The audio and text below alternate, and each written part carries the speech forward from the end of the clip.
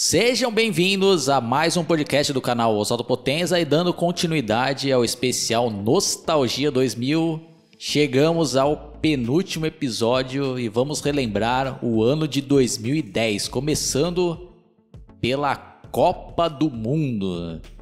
E dando uma contextualizada, nessa época, mais precisamente nesse ano de 2010, o Santos tinha ressurgido ali com tudo, né? Com os novos craques, Neymar e Ganso ganharam ali o Campeonato Paulista, ganharam a Copa do Brasil e eles tinham surgido ali com tudo nesse ano de 2010, né? Aí o técnico da seleção brasileira era o Dunga e a imprensa, né? E os torcedores todos tentando fazer maior pressão, né? Pro Dunga convocar os novos craques, né? Que era o Neymar e o Ganso, né? E aquele Milton Neves, né? Que tava com tudo nessa época. E toda hora no programa dele, ô Dunga, chama o Neymar, né? Chama o Neymar.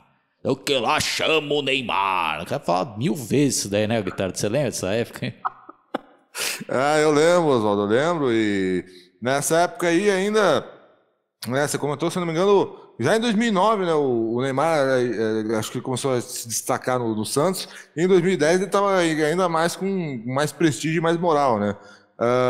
E aí, realmente, teve esse lobby aí da parte do Milton Neves, lá, né? Chama o Neymar, ô Dunga, tô falando... Me ouve, Dunga, o cara lá, né? Toda hora, todo programa que tinha. E pior que nessa época eu trabalhava num lugar que, quando você ia pra sala de descanso ali do colaborador, colocava nesse canal aí, principalmente quando era domingo, né? Aí tava lá, Dunga, já falei, chama o Neymar e pinte com o Lucas Cola, zoando só.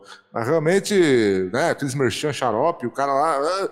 Tinha lá toda uma pressão, né? Chama o Neymar, queria também que chamasse o Ganso, né? Porque vai mudar. E o Dunga é aquela cabeça, quem não lembra, né? O Dunga que era o técnico nessa época, né?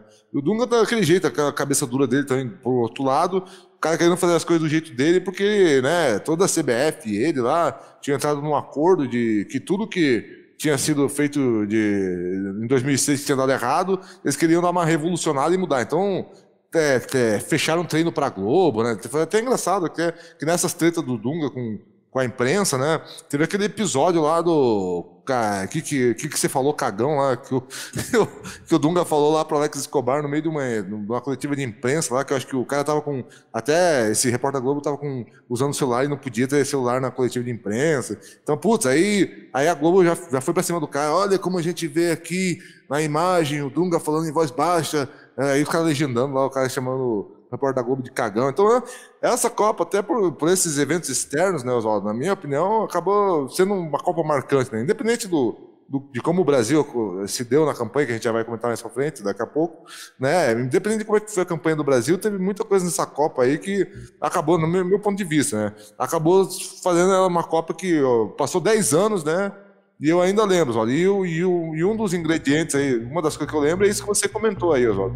Isso do Milton Neves lá falando de Neymar e de Ganso toda hora, né? Neymar, chama o Neymar, Dunga, não seja burro, Dunga. E aí teve até uma campanha depois, né? Depois que o Dunga teve alguns resultados lá, o pessoal, Dunga burro, meme lá de burro do Shrek com a cara do Dunga lá. Você lembra dessas coisas aí, ô Vini também? Ou você era muito novo? Quais são as primeiras lembranças que você tem aí da Copa 2010?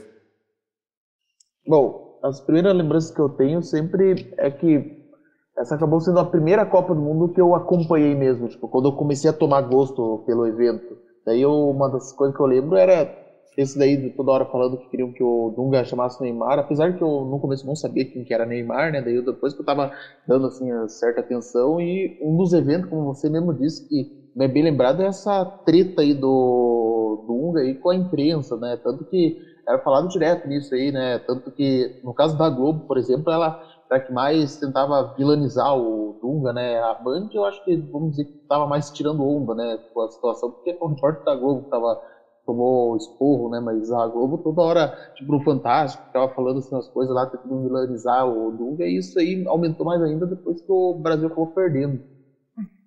Na minha opinião, acho que o Dunga vacilou, tinha que ter chamado mesmo o Neymar e o Ganso, porque eu acho que ele poderia ter feito uma excelente Copa do Mundo, porque ninguém ia saber quem era o Neymar na época, né? Como eu comentei aí, era bem recente que ele tinha estourado ali no Santos, né? Tinha ganhado o Campeonato Paulista e estava disputando ali a Copa do Brasil, que posteriormente, acho que a final da Copa do Brasil foi até depois da Copa, né? E o Santos ganhou, né?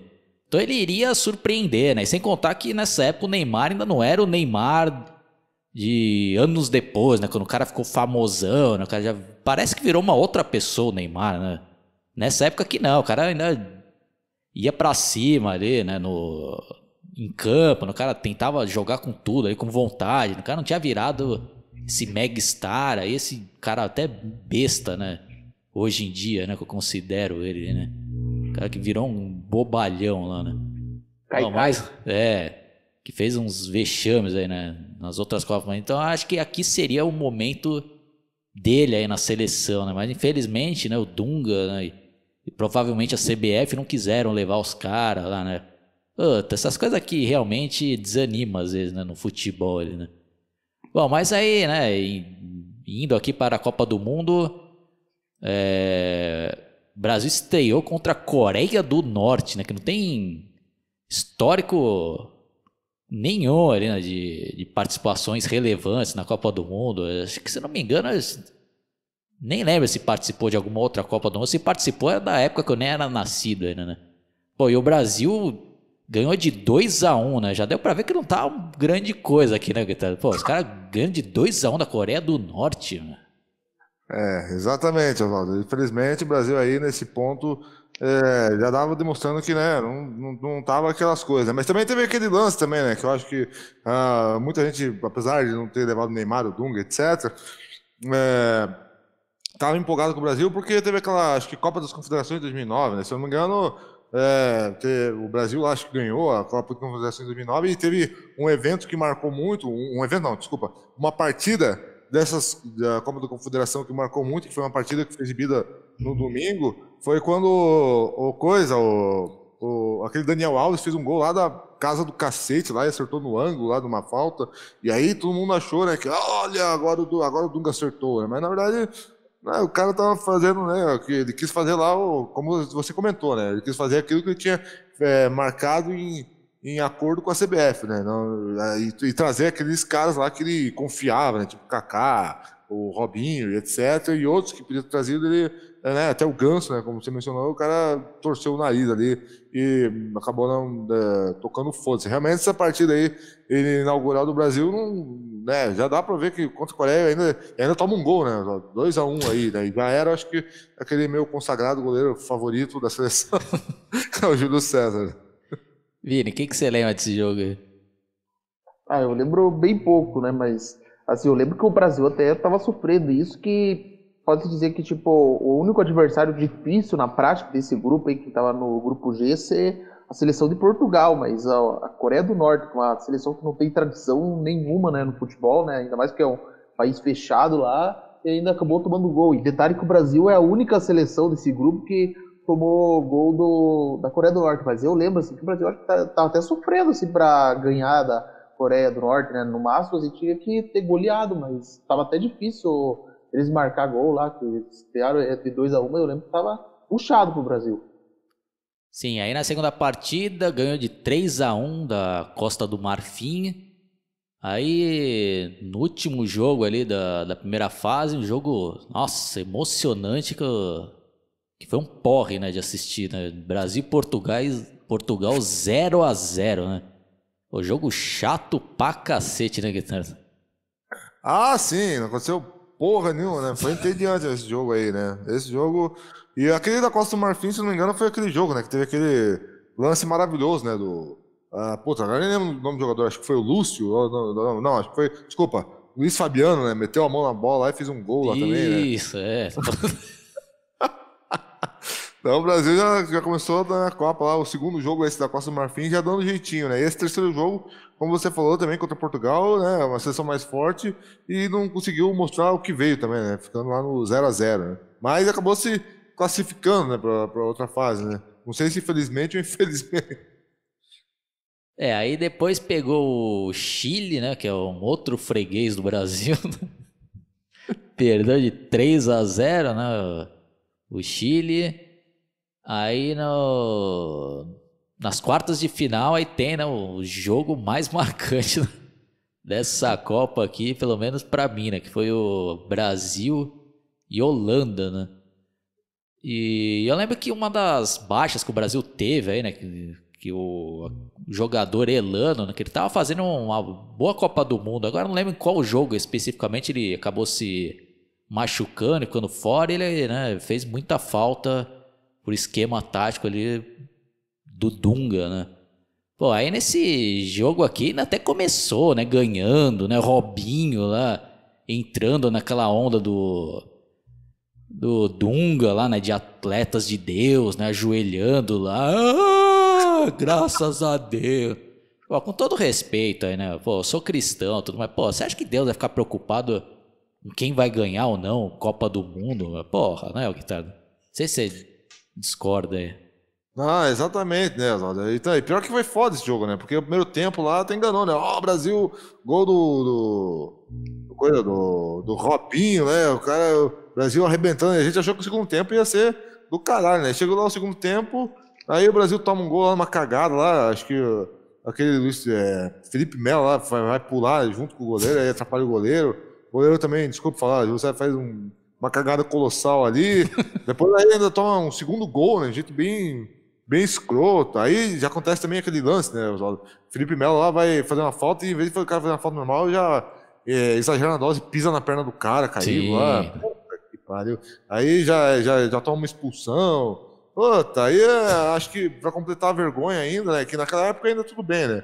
Era a primeira vez que acontecia um negócio desse lá com esse goleiro. Né? Pô, aí o Júlio César chorando, foi difícil, eu queria, não sei o que lá, porque demos o sangue, sei lá o que, lá, chorando acho que no Sport TV lá pro repórter. Aí, pô, aí chega lá em 2014, 7-1, o cara fazendo o mesmo papelão lá, 4 anos depois, né? Puta que pariu. Realmente esse jogo marcou, né? E enganou, né? Enganou a gente achando que o Brasil ia, né, mandar ver no jogo lá, e que começou bem, aparentemente, né? Chega no segundo tempo, leva uma chumbada no rabo, né? Vini, suas lembranças. Ah, eu lembro desse jogo aí, né? Porque, olha, eu acho que o problema do Brasil é que tem a mania de ficar cantando vitória antes do tempo. Porque, tipo, ó, já começou ganhando e já tava achando, tá ganho aí, só vai tranquilo. E depois já vai pro segundo tempo lá, tomou o gol, já desanima, até que o adversário começa a virar, né? Só que, assim, no começo eu não dei muito atenção, assim, pro esse jogo, né, pra época, né? Porque eu tava mais torcendo pelo Brasil, né? Na época, vamos dizer que eu acompanhava mais pra ver o Brasil, né? Não tanto porque eu sou fã do evento como hoje em dia, né? Mas aí hoje em dia, vendo esse jogo, assim, os lances ali, era muito vacilo que o Brasil tava cometendo. E esse aí do Felipe Melo lá, chutando lá, pisoteando lá no Robin lá, né? Tipo, aí já pedir pra perder, né? Daí, tanto que daí ele virou o vilão principal da história. Eu acho que o Júlio César nem virou tanto, assim, a culpa não caiu tanto sobre ele. Tipo, até pode ter culpado ele, mas eu acho que quem culparam mais ali por esse jogo aí foi o Felipe Melo e principalmente o Dunga, por conta ele não ter escolhido, né? Porque é aquele negócio, né? Sempre fica falando, se tivesse feito diferente, né? Típico do brasileiro, né? Você sabe. Outra coisa também interessante, né? Um personagem marcante dessa Copa foi justamente esse Felipe Melo, né? Porque antes aí da Copa teve até um outro fato também, que hoje em dia a gente até dá risada e já até entrou pra história também, né? Que teve até uma entrevista lá famosa, né, daquele PVC, né, que na época ele trabalhava no ESPN Brasil, e ele tava entrevistando acho que o Felipe Melo por telefone. Aí ele tava falando, pô, eu não lembro exatamente a pergunta, sei que ele falava alguma referência lá, que você tá sendo considerado o pior brasileiro no campeonato italiano, né? Aí o Felipe Melo já ficou puto lá. Essa pergunta, pô, você é jornalista mesmo? Aí o PVC, e você é jogador? Eu lembro dessa, né? Aí ficou um clima. Pô, aí já tá demonstrando que era um cara já totalmente desequilibrado, né? Esse Felipe Melo, né? Pô, e um cara desse daí é perigoso ter no elenco ali, porque na hora ali o cara pode fazer uma burrada como ele fez, né? nessa Copa de 2010, né? Tava dando um pisão lá, criminoso, em cima do jogador ali da Holanda, né? Que era o Robin. Pô, e outra coisa também, né? Tem que dar os méritos pra Holanda, que era mais time que o Brasil, né? Que eu até tava torcendo pra Holanda ganhar essa Copa aí, mas infelizmente, né? Holanda é outra que sempre chega na final e amarela ali, né? Mas a gente vai chegar lá, né? Pô, aí o Brasil, infelizmente, né? Sentou na graxa e foi embora ali, né? Nas quartas de finais. E Exatamente. quais outros jogos ou seleções marcantes aí, ô, Guitardo, pra você dessa Copa de 2010? Né? Para mim, a seleção que eu acho que mais lembro, que também, né, acabaram rindo do Brasil, porque o Brasil foi eliminado lá com a Holanda, mas também foi eliminado na mesma fase do campeonato, foi a seleção da Argentina, né, que fica aí essa curiosidade, para quem não lembra, ou para quem não era pequeno na época, tivemos o Diego Maradona, icônico, né, um cara, um dos maiores craques, acho que até hoje, da Argentina como técnico, né? Só que eu acho que a experiência não deu muito certo, porque depois de 2014 já não, né, não quiseram mais o cara, né? Mas tinha esse outro fator icônico, né? E fora as seleções, Oswaldo, eu só gostaria de dar uma mencionada rapidamente, porque eu acho que vale a pena ser mencionado isso aqui. Teve algumas coisas que estavam ao redor do evento que chamaram muita atenção, né? Uma das coisas que eu nunca entendi, porque talvez você tenha uma visão diferente, é por que o pessoal ficou tão torrando o saco com aquele negócio da vuvuzela da África do Sul, se toda a Copa do Mundo sempre tem uma corneta, alguma coisa. O pessoal, vuvuzela, barulho irritante, não sei o que lá. Teve também nessa Copa aquele povo pou, né, que os caras colocavam sempre uma comida no aquário e, por incrível que pareça, deu até uma pesquisada melhor, Oswaldo, esse povo ele acertou todos os resultados. Acertou é o povo ir para a comida no ícone da bandeira da seleção que venceu. E acertou, parece que todos os jogos da Copa ele conseguiu acertar o vencedor, ou ele acertou, se não me engano, todos aqueles que já não eram mais fases eliminatórias, né, que eram fases decisivas, ele acertou todos os vencedores, né. Teve também a maravilhosa, extraordinária modelo paraguaia Larissa Riquelme, né, que fez lá um puta marketing, colocando um celular lá no meio dos peitos e deixou os caras lá tudo louco, eu também fiquei na época, e depois no futuro ela pousou para Playboy brasileira e para a revista Sexy também, e outras publicações estrangeiras. Aí teve aquilo que a gente já comentou antes, né?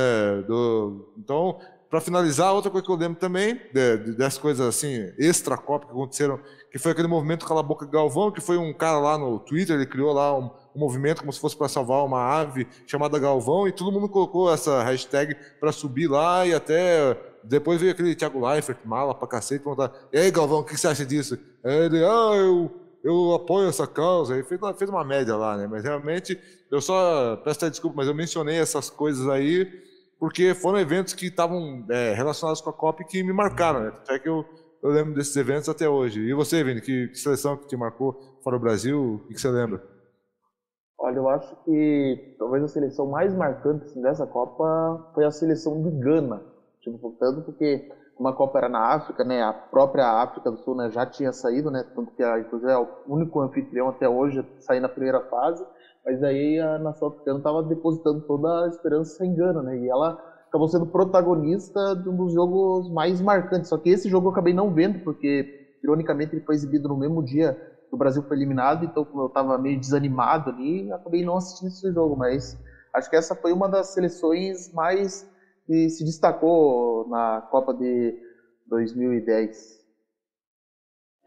E a Espanha, né, que foi a grande campeã.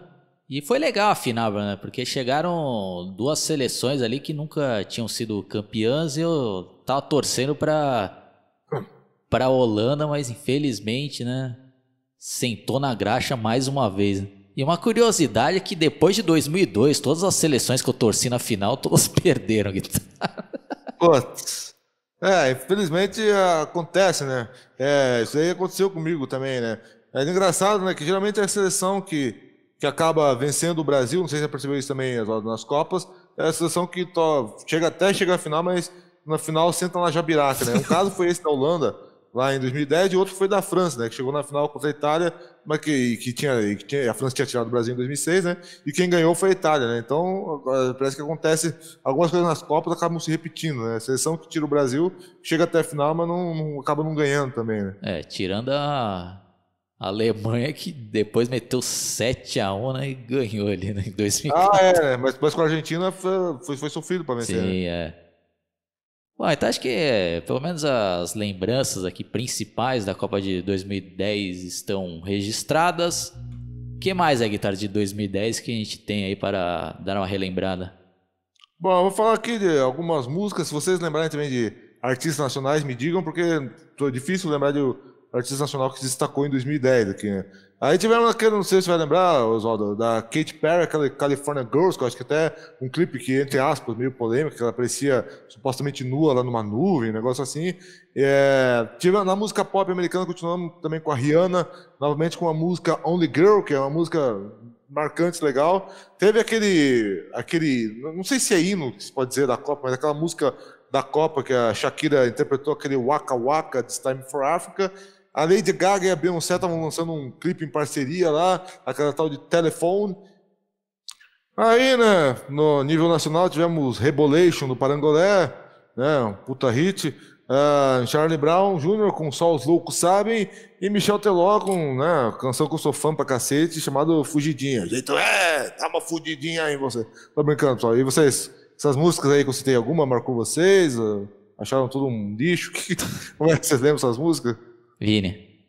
Então, dessas músicas aí que eu ouvia, acho que a mais marcante para mim de 2010 acho que foi aquela do Rebolation. Não que eu gostasse, mas é que como era 2010 também foi um ano marcante para mim, então eu até gostava dessa música e até das paródias que viam baseada nessa aí do Rebolation.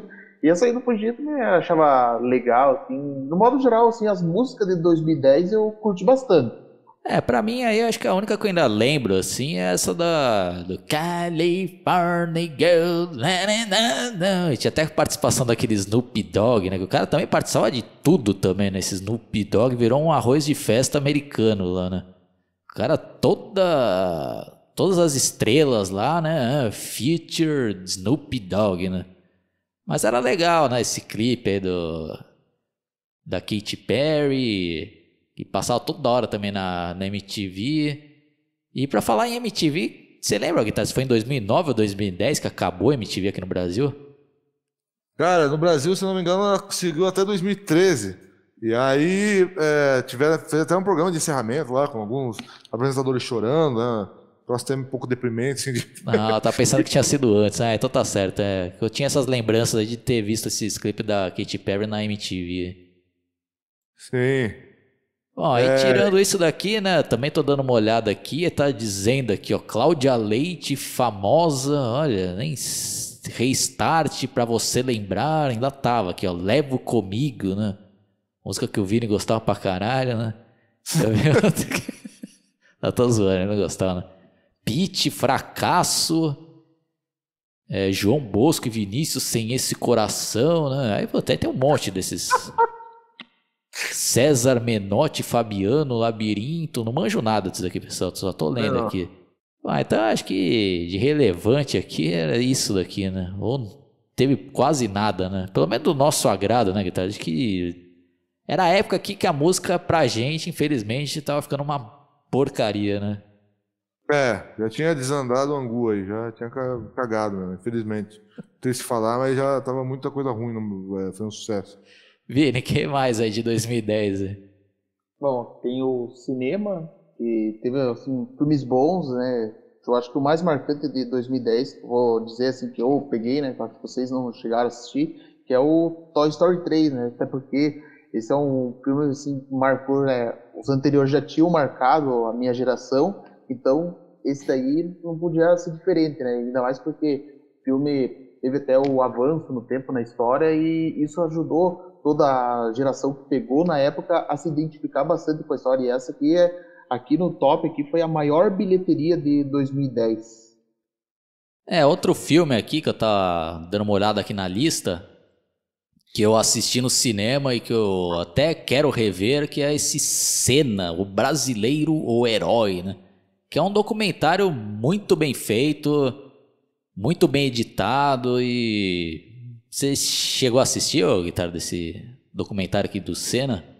Eu ouvi falar na época bastante, mas eu não assisti ainda. Quero ver se eu consigo assistir quando eu tiver a oportunidade. Mas porque esse realmente, como você falou, é muito bom, né? Muito bem produzido. Chegou a comprar o DVD também, né? Ou não? Impressão minha. Não tenho não esse daí. Ó, aí teve mais um filme aqui da saga Crepúsculo Eclipse, que era como eu já citei no episódio anterior, era uma febre ali, né? Esse crepúsculo dos vampiros meio afeminados. Aí teve outro exemplo aqui daquela onda de remakes, né, que tava reinando, né? Fizeram a atrocidade de fazer o remake de Karate Kid, né, com aquele filho do Will Smith e o Jack Chan, né? Só que o bagulho é tão absurdo que o nome é Karate Kid, mas os caras mudaram para Kung Fu, né? Puta que pariu. Eu achei ruim pra caraca esse filme. Mas por incrível que pareça, eu vi que marcou uma geração esse filme também, Guitarra. Porque o pessoal mais novo eu sempre vejo comentando, falando mó bem desse filme. Fazendo referências a uma cena que tem lá de treinamento. Que o Jack Chan fica pedindo lá pra ele... tira o casaco, aí o moleque vai, tira o casaco, põe o casaco, aí o moleque põe de novo o casaco, tira o casaco, aí o moleque fica fazendo isso umas 1000 vezes, né?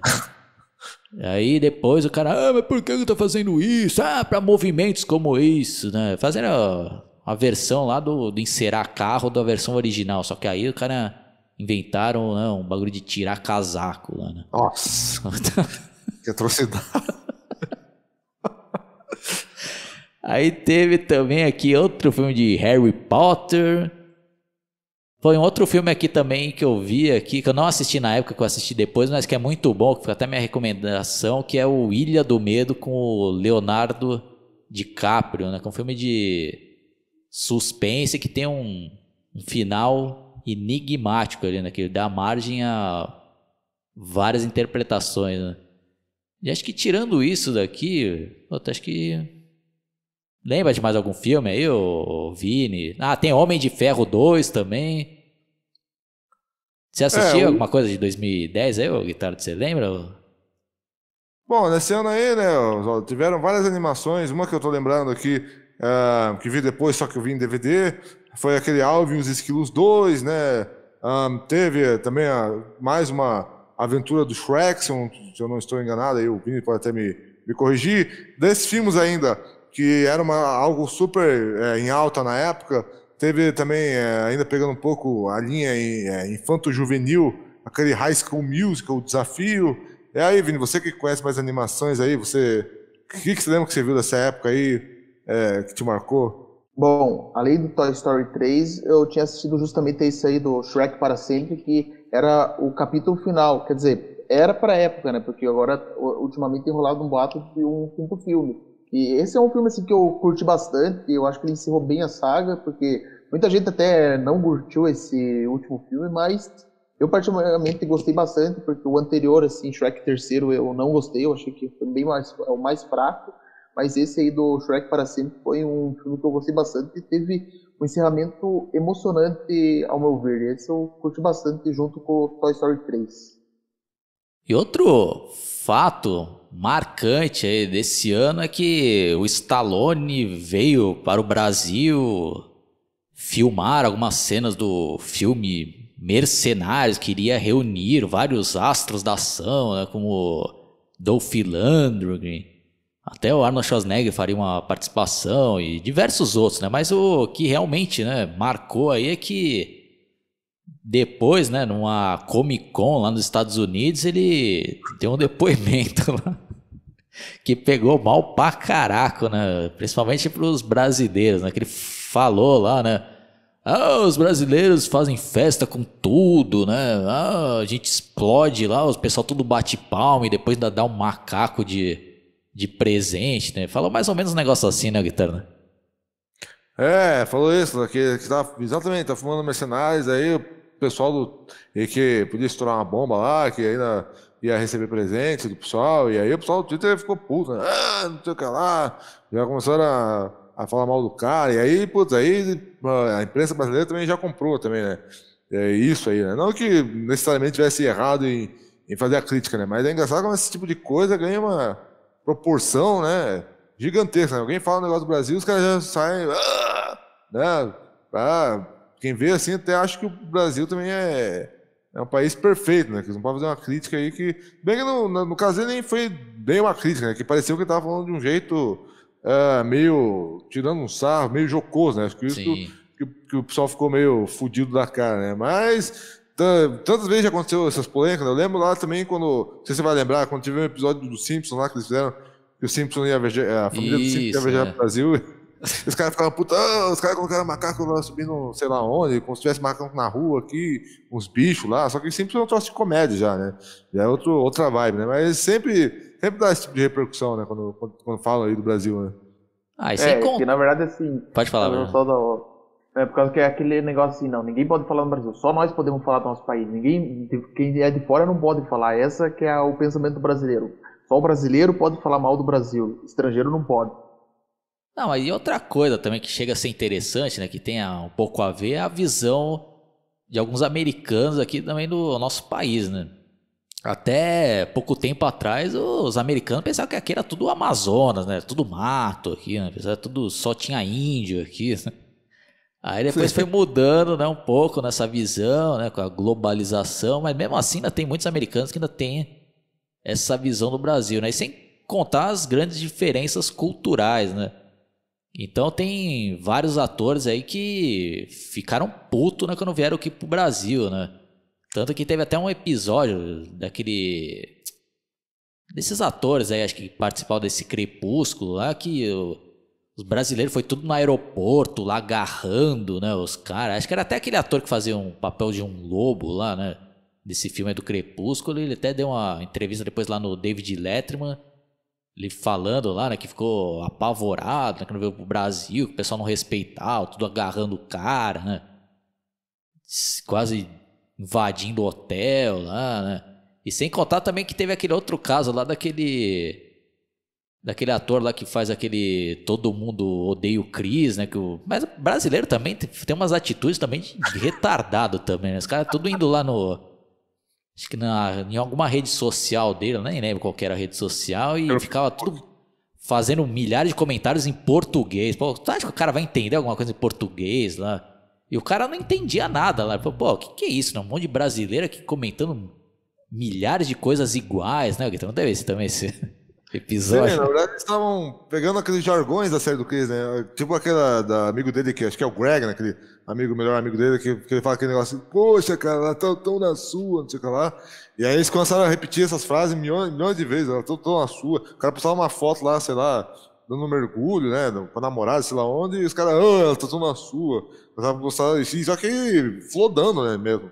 Um monte, né? Em vez acho que eles queriam mostrar que como o Brasil gostava da série, mas fez o troço sem noção, né? Ou então eles ficaram falando aquelas frases lá do pai do Chris, né? Por isso que eu tenho 2 empregos, não sei o que lá. Então, só que tudo, como você falou, né? Tudo em português. Aí o cara realmente ficou pistolaço com isso aí, né? Ele até falou, né? Pô, pessoal, depois, né, disso, né? Pô, pessoal, eu agradeço o carinho, né? Vamos parar aí com isso de falar essas coisas. E acho que depois disso o pessoal sossegou. Mas eu ouvi falar que aquele ator que faz um amigo dele na série, o loirinho lá, também recebeu esses floods ali e só tocou o foda-se e nem comentou nada pra ninguém. Mas realmente, como você falou, né? Os caras também perdem um pouco a noção, né, das coisas, né? Sim, e essa visita do Stallone também teve aquele episódio lá com aquele impostor, né, do Pânico lá da TV. O cara entrou lá no hotel, né, e conseguiu falar com o Stallone lá numa academia. Não sei se você viu essa matéria, Guitarra. Não vi. Eu vi do Marcos Mion lá, dele entrevistando lá o Stallone, dizendo que sempre foi fã do cara e não sei o que lá, pra ele dar uma mensagem positiva pro Brasil. Essa entrevista eu vi, agora essa do Pânico eu perdi. Mas só pra encerrar, né, eu acho que também o Stallone aí pegou mal, né, mesmo que o cara dache uma aposta, né, o Brasil, mas, pô, o cara tem que ter um pouco de diplomacia, ainda mais hoje em dia, né, que é tudo globalizado. Você acha que o cara ainda pensa que tava na década de 70, né, que ninguém ia escutar aqui no Brasil. O cara foi fazer piada lá, aí teve todo esse rebuliço, aí depois o cara teve que pedir desculpa. Brasil, né? Eu fui infeliz, né? Puta, aí. Mas hoje em dia também já ninguém lembra mais disso daí. Fica só aqui nas nossas Memórias. Não, e ele ainda até ganhou um macaquinho de pelúcia de presente ainda. Ah, pode crer que ele até mostra, né, o Vini no vídeo. Bom, então para encerrar, acho que um dos fatos marcantes desse ano de 2010 é que a Dilma foi eleita, né, a primeira mulher a assumir ali a presidência da República. E tirando isso, acho que teve mais algum outro fato aí, Guitarra, que você lembra de 2010? Não teve. Fatos aí brasileiros importantes, não lembro de nada aí, né? Vini, então suas considerações finais, aí se você quiser falar um pouco aí o que você estava fazendo nessa época, se foi um ano legal para você. Bom, minhas considerações finais sobre 2010 é que, assim como 2009, ele também foi um ano muito marcante. Eu diria até que 2010 até tem um pouco mais de pontos marcantes para mim, porque esse marcava o meu último ano na minha escola local aqui do meu bairro, porque eu tinha iniciado ali em 2004, então permaneci 7 anos estudando ali. Então, 2010 acabou sendo um marco porque foi meu último ano ali, além de outras coisas boas que aconteceram aqui na minha vida pessoal, né? Porque a gente acabou aumentando a nossa casa, porque meu pai finalmente tinha recebido, né, o que ele estava esperando depois de ter sido demitido há 5 anos atrás, né? Isso é assunto assim, pessoal. E, de modo geral, assim, 2010 foi marcante por todos esses eventos aí na minha vida pessoal, da escola. E aí, isso é um ano que eu sempre vou lembrar com muito carinho, 2010. Guitarra. Sim, 2010 foi um ano maravilhoso para mim, já ao contrário de 2009, né? Eu estava no emprego já que eu gostava. Na vida amorosa estava acontecendo umas coisas interessantes lá, né? Que, né, não interessa porque já estamos encerrando aqui também, para não ficar fora de contexto.